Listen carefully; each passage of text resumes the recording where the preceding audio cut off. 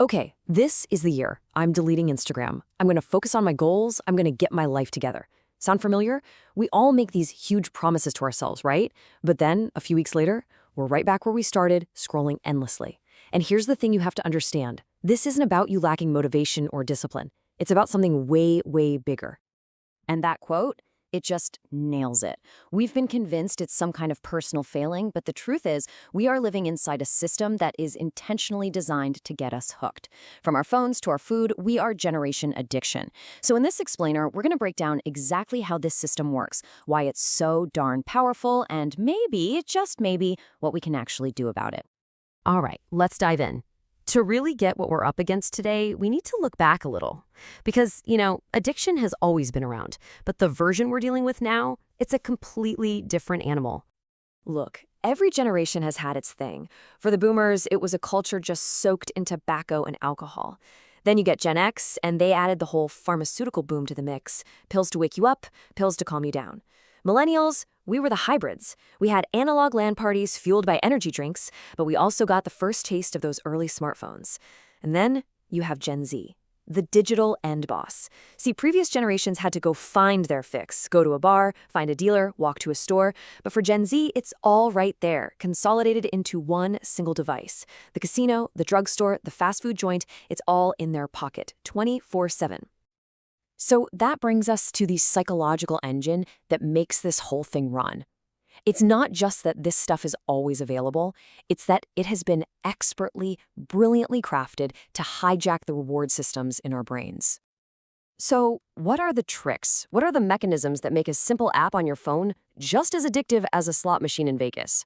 Well, the answer is surprisingly simple, and it all comes down to one incredibly powerful psychological idea. It's all about something called variable rewards. Just think about it for a second. If a slot machine paid out $1 every single time, you'd get bored pretty fast, right? The real thrill, the thing that keeps you pulling that lever, is the maybe, the uncertainty. And that is exactly how your social media feed works.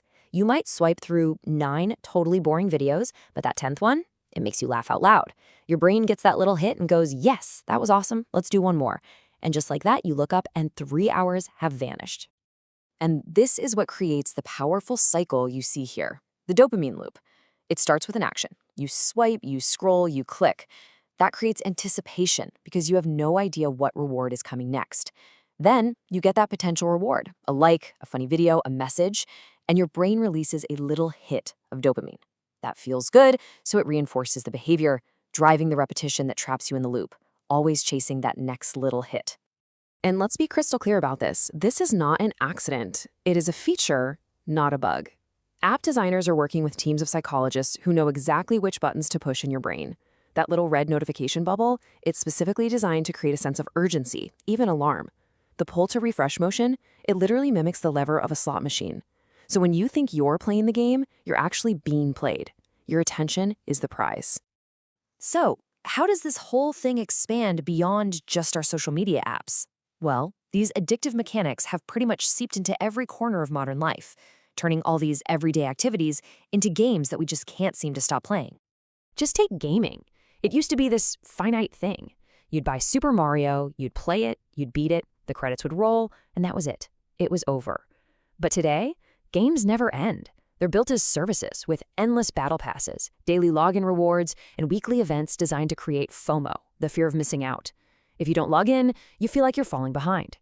It stops feeling like a fun hobby and starts feeling like a second job that you actually have to pay for. And this addiction by design thinking is absolutely everywhere. Vaping isn't marketed as a health risk, it's marketed as a sensory experience with candy-like flavors like mango cherry freeze. Food delivery apps turn the basic need to eat into a game with points and leaderboards and rewards. Even work has been gamified. Hustle culture ties our sense of self-worth to the constant reward of being productive, which just leads to massive burnout. 400 milligrams. That's the maximum recommended daily dose of caffeine for a healthy adult. And yet, between coffee, pre-workout, and energy drinks, how many of us are just blowing past this limit every single day? We joke about it, right? We say, don't talk to me until I've had my coffee. But what we're really describing is the textbook definition of dependency on the world's most accepted drug. So really, what we're up against is this giant machine with 3 massive interlocking gears. The first gear is dark design. features like infinite scroll and autoplay that are engineered to eliminate any natural stopping point. This feeds right into the second gear, super stimuli. These are unnaturally powerful rewards, the endless likes, the hyper-processed junk food that our ancient brains just were not built to handle. And what's driving this whole machine? That's the third gear, the attention economy, a massive industry that only makes money by keeping you hooked. It can all feel pretty hopeless, can it? I mean, if the entire system is built to keep us addicted, is there even a way out? The answer is yes, but it's not about achieving some perfect monk-like state of total self-control. It's about building small islands of control in a giant ocean of distraction. You know that all-or-nothing approach? That's it, I'm deleting everything, going full monk mode. It sounds amazing in a motivational video, but in real life, it almost never works. The pressure's just too high, and the relapse feels even worse. What actually works is taking small, deliberate, sustainable steps. You're not trying to win the whole war in a single day. You're just trying to win back a little bit of your own territory. So here's a practical toolkit for starting to do that. First, just acknowledge the problem. Simply recognizing that you are being manipulated creates a tiny but crucial mental gap between the trigger and your automatic response. Second, create small pauses. This doesn't have to be a full digital detox. It could be as simple as waiting 20 minutes before checking your phone in the morning. Third, find your people. Your environment has a huge impact on your success, so connect with others who are trying to make the same changes. Accountability is everything. And finally, the big one, look for the root cause. So often, our addictions are just symptoms. They're what we do to escape from something else. Figuring that out, well, that's the real path to freedom. Ultimately, it all comes down to this one question. This world is built to make you a passive consumer, a supporting character in a story written by algorithms and advertisers. But you do not have to accept that role.